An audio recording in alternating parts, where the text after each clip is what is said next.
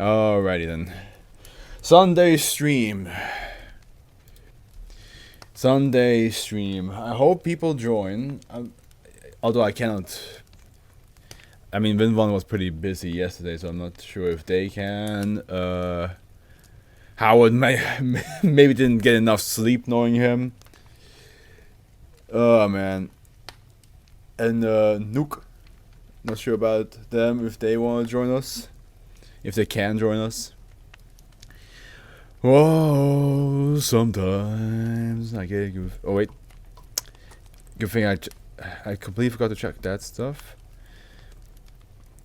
The sensor button does not work because the voice mod is not on.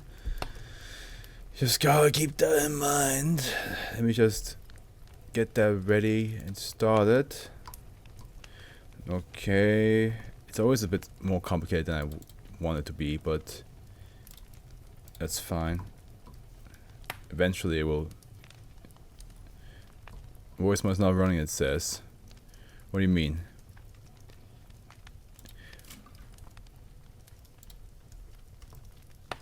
It is running on my side, bro. You hear that? There we go, now it works. Alright. Everything's set up.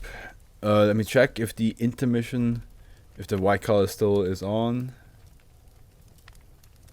Yes, okay, the white color is still there. That is good. Very good. Because that means that people can actually chat and see the text now. Okay, one more thing before we get started. Where did it go? There it is. Clean my glasses and then we shall start the reading stream, shall we? Henry is in the back. You know what? Henry, distract him while I clean my glasses. Oh, Henry, you're not fully in position, are ya? There we go.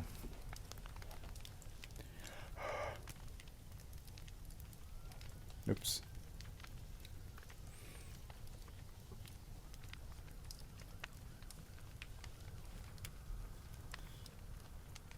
Good. Nice and clean. Ooh, very clean, actually.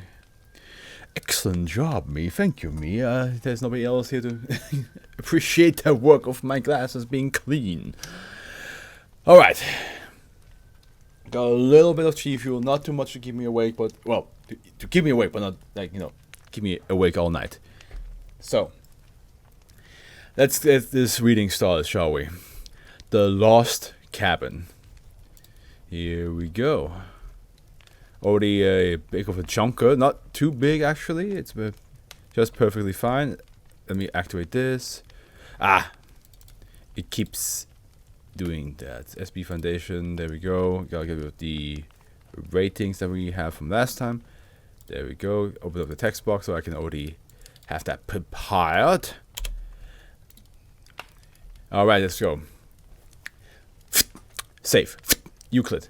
See incident log 1820-7.3. Due to the nature of SCP-1820 is contained within Site 182, which has been designated a special wildlife refugee by the U.S. Fish and Wildlife Service to assist in isolating the object.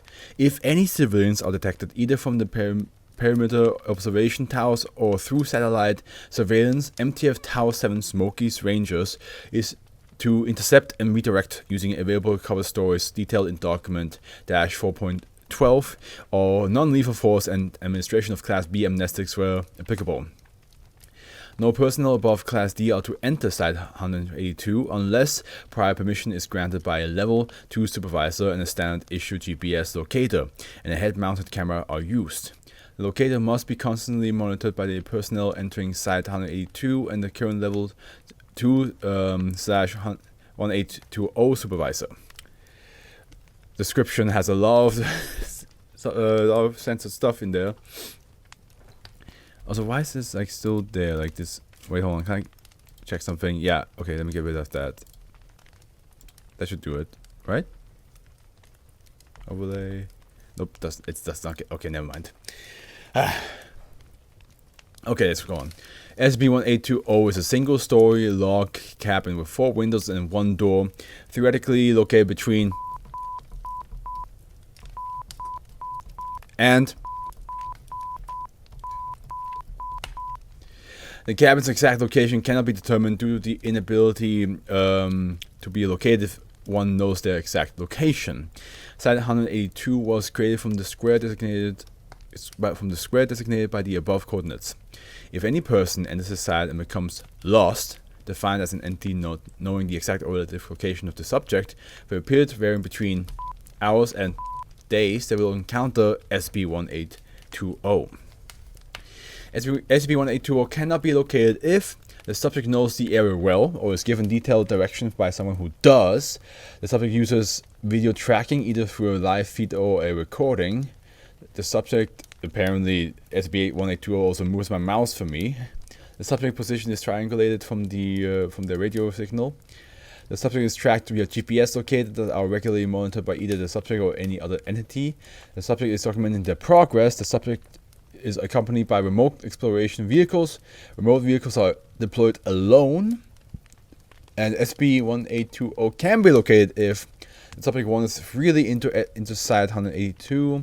The subject is tracked via GPS but is not regularly monitored. See Incident Log 7.3. The subject remains in radio contact but does not detail their progress.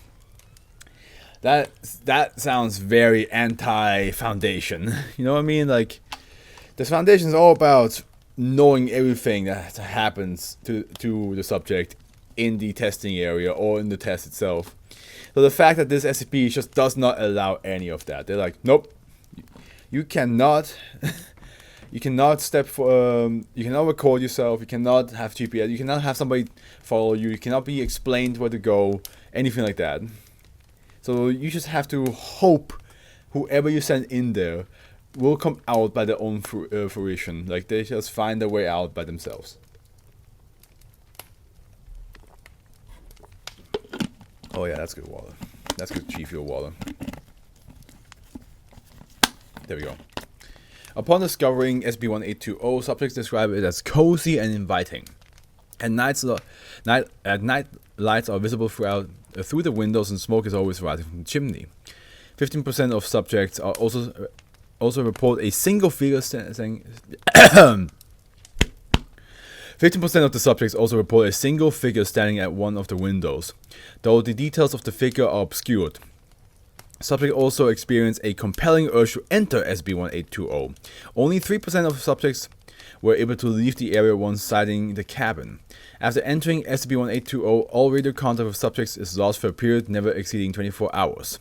Upon exiting the building, subjects report feeling amazingly refreshed and rested, but vital signs exhibit they look expunged, along with increased paranoia, nyctophobia, spexophobia, what the fuck is that? Fear of darkness and wasps, respectively, okay, and total unwillingness to re-enter SCP-1820. Subjects are almost completely amnesic relating to their experience inside the cabin. All attempts to record or otherwise document the interior of the cabin or the figure have failed. It feels very like somebody took like the whole Legend of Zelda 2 Link's, like, you know, when Link goes into the one house with the lady and then just comes out like fully healed. Like, somebody took that experience and was like, yeah, but what if you get absolutely paranoid and you don't want to come back ever again? Abridged test log. Test 1.4. This also, it's very rare because SCP logs don't usually have the 1.4 as a number system. Subject D12938, male, Caucasian, age 32. Equipment: 1 standard radio communicator with headset and spare batteries, 1 wilderness survival kit with food and water for 14 days. Subject is told to hike into Site 182. While he initially complains of his chance of survival, promises of freedom elicit compliance. Intermittent as instructed, radio contact is established for days, hours before the subject encounters SCP-1820 at approximately 1920. I need to do something real quick.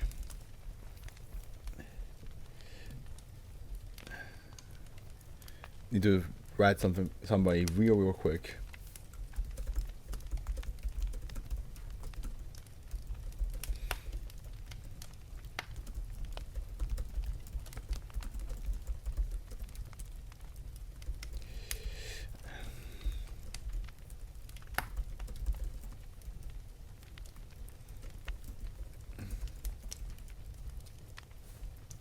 Actually, let's just say there. That's all I need to say. Let's go on. Cabin description matches previous tests. Invisible constellation match those for the region. However, the location of the constellation relative to each other are abnormal. In example, some are rotated or translated to different portions of the sky. Subjects also describe a figure in the window adjacent to the door. This is the first subject to describe a figure. Subject is then told that his task is completed. Immediate return is his only option to earn freedom. Subject disregards offer and proceeds to enter the cabin. All radio contact is immediately lost. Contact resumes 14 hours, 57 minutes later, when subject breaks silence by expressing feelings of well-being and restfulness upon exiting SCP-1820. Subject expires on return trip. Body is located 85 hours later at...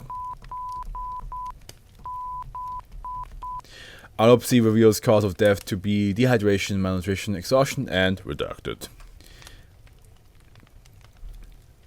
Interesting. Even though... Oh, I'm so sorry. Damn. I never changed back to this.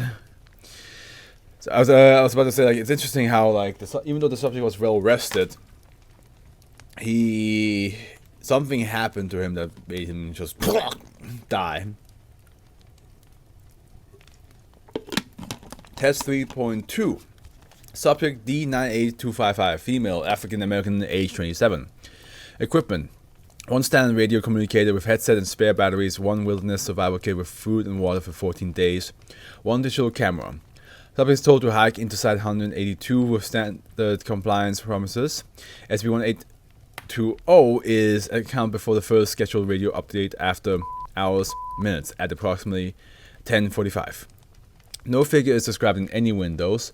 Subject is asked to document the exterior and surroundings of the object with video and still images.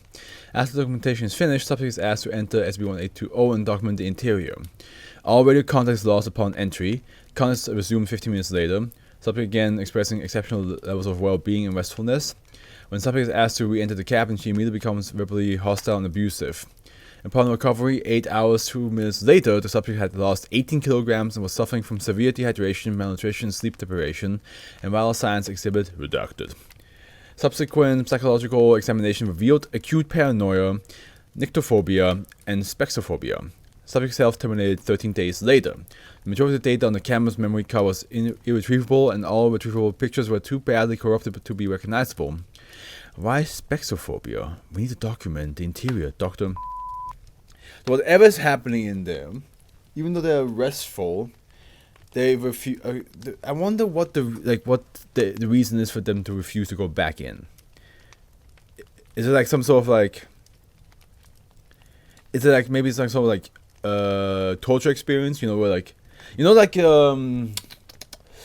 that one thing that is. I mean, by the time this comes out, this is not gonna be new. So freshly.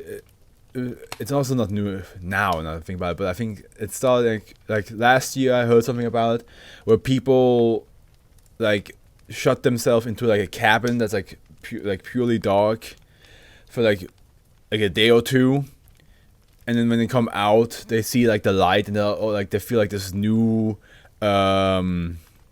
appreciation of life. Maybe it's something like that, where like whatever they experience inside the building was just in that level. It's like, oh, it's not fun, but it's not like painful. It's not like scary, but it's something you don't really want to go back into. Maybe something like that. Because a lot of like, I mean, okay, the experiment I'm talking about, probably people will be willing to do it again because it's not like, you know, life-threatening. But like a lot of people will probably just like are so appreciating of like light and colors. So I assume that's the same thing, but then walking back to the location somehow drains them of the hydrations, of the food, because they have enough food for like 14 days, but somehow is not enough. Test 9.8. Subject D76502, male, Caucasian, age 29. Equipment: 1 standard radio communicator with headset and spare batteries, 1 wilderness survival kit with food and water for 14 days. 2 digital cameras, 2 film cameras. Subject is told to hike into Site 182 with standard compliance promises. Subject encounters SCP-1802 after days, hours at approximately 6:30. Subject is told to document the exterior of the cabin with a film and digital camera and then to leave the cameras on the ground and enter the building, documenting the interior with the others. Upon entry, all radio contact is lost, but a hissing sound persists for 1.2 seconds. Contact is resumed 9 hours, 19 minutes later. Subject again expressing exceptional levels of well-being and restfulness. Subject is able to locate the first 2 cameras and make the return journey in days, hours. Upon recovery, subject had lost 25 kilograms and was suffering from severe dehydration and malnutrition, slight sleep deprivation, and vital signs exhibited reducted and acute reducted. Subsequent psychological examination revealed paranoia and acute spexophobia. Subject becomes physically hostile to staff within 2 days and is terminated while assaulting Doctor 4 days later. Analysis of the digital camera used to document the interior of SCP-1820 shows the same signs of data corruption as that of Test 3.2. While the film appeared to have been burned while inside the second camera, the exterior cameras showed no signs of corruption. Okay. Now we have an incident log. 7.3. While rerouting civilians from SCP-1820, Agent Gutierrez, Fowler, and Holland became separated from the rest of the squad. While they were wearing their standard-issue GPS tracking bracelets, they encountered SCP-1820 hours later at approximately 21:30 while returning to base. Supervisor 2/1820 immediately ordered their return and commanded that they do not enter the cabin. Agent Holland does not hesitate as he enters the cabin, but Agents Gutierrez and Fowler hesitate momentarily. Agent Gutierrez is heard to debate with himself for approximately 3 minutes before entering, but Agent Fowler proceeds to slowly back away and then break into a run for 47 minutes before collapsing, and is recovered 1 hour 22 minutes later. Agent Gutierrez exits the cabin 4 hours and 12 minutes after entry, and Agent Holland exits 19 hours 50 minutes after entry. Upon their recovery, both agents were suffering from severe dehydration, malnutrition, and exhaustion. Agent Holland had developed symptoms of severe reducted. Both agents were given the option of medical euthanasia. Agent Holland immediately became hostile, killing Doctor and injuring 2 guards before being terminated. Agent Gutierrez accepted the offer pending his debriefing. See interview log 7.3. Agent Fowler showed no signs of mental or physical illness aside from standard PTSD, and monitoring ceased after 70 days. So even if you don't enter the cabin, it seems like wait, Agent Fowler, who walked in? Yeah, Agent Fowler escaped, so he does not seem to have any of the weird behavior, but he still has PTSD. So even running away from the cabin is enough to like have some effect. So entering the cabin is definitely like a lot more extremer, but like if you don't enter the cabin, you still have something that lingers within you. Later analysis of agents' GPS tracker revealed they simultaneously ceased functioning immediately after the last time the agents located were checked. This shows possible sentience on the part of SCP-1820. I'm curious as to the time of the GPS malfunction. If we had checked the GPS location again within hours, the experimental minimum time to contact would have malfunctioned at all. Seems a bit paradoxical, but I'm requesting upgrade to Euclid. Dr. Interview log 7.3. So this is probably with Agent Fowler. Foul? How do you say that again?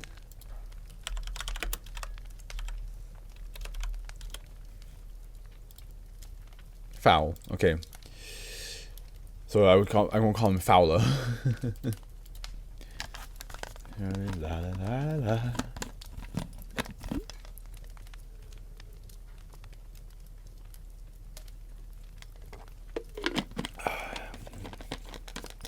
Okay, here we go. Debriefing of Agent 1820/82 M. Gutierrez following incident 7.3. Interview Dr. Also, it's not even Fowler that gets an interview, it's Gutierrez. Yeah, makes sense, because he is waiting for debriefing. Forward, psychoanalysis of Agent Gutierrez following incident 7.3 reveals severe paranoia, nyctophobia, and spexophobia. I know now what spexophobia is, but what is nyctophobia? Is that also? Isn't that also? Extreme fear of the dark. Wait a minute. Hold on now.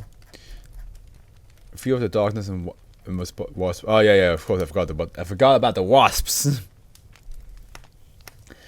None of these conditions were present during mandatory psychiatric evaluation on... For the record, please state your name and ID number. Agent Miguel Gutierrez, ID 1820-82-620013Z. Thank you. Now, can you describe for me the events that led up to your encounter with SCP-1820? It was supposed to be just a routine CV redirection. About 6:30 we got word of some hikers approaching the site, and of course we had to get them out. I didn't think about it then, but something was definitely wrong. Nobody comes to this area this time of year. I'm sure they were here for a reason. It had to be the... sound of snorting in the sky. It had to be... Okay. Anyway. Fowler, Holland, and me were going to circle around back and make sure they didn't give the rest of the squad the slip. We're still in radio contact, so it was no big deal. The rest of the squad got to him before we did, and they supposedly had everything under control. So we were ordered to head back to base. We knew the area pretty well by then, so it should have just been a short trip. And then... Go on, please. So, from what I can tell from this one paragraph, he said, I knew something was wrong because not many people come up at this time of year, which indicates that the SCP has either an effect where it can make it look like people are in the area, because it's aware that there's a foundation around, like it has like a sentience where it's aware there's a foundation around, it's trying to keep people away from here.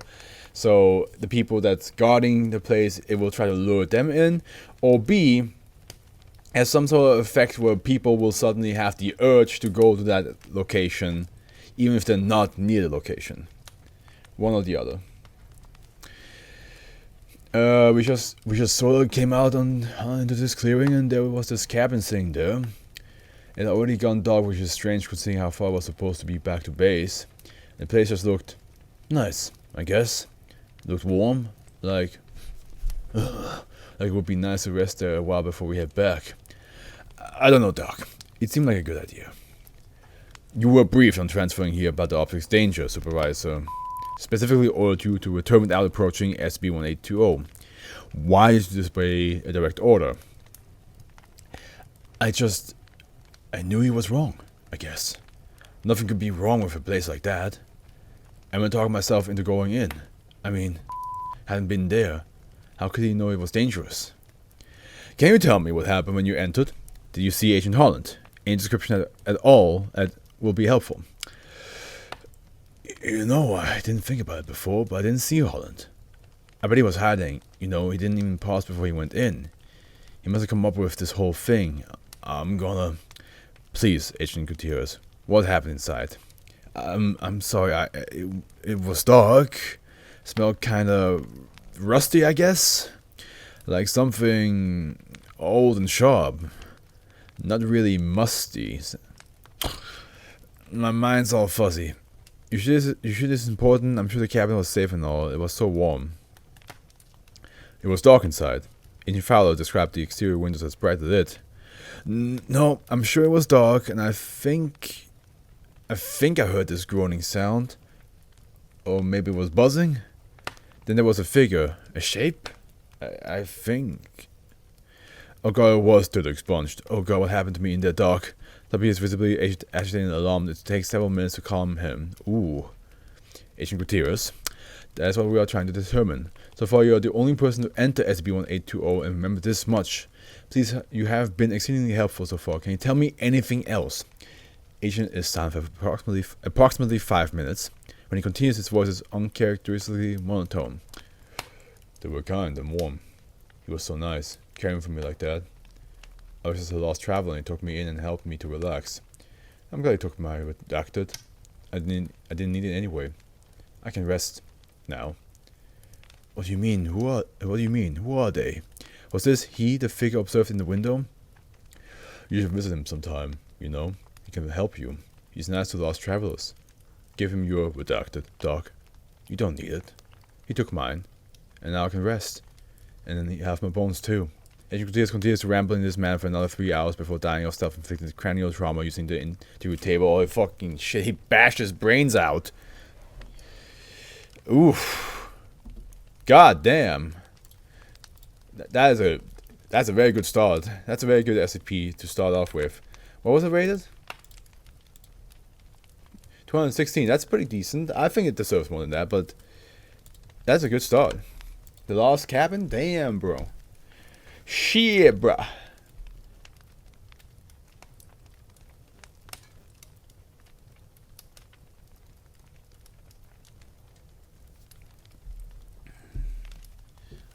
Like, what do you guys think he talked about with the redacted? He's like, oh yeah, you don't need your redacted. Do you think he's saying his soul?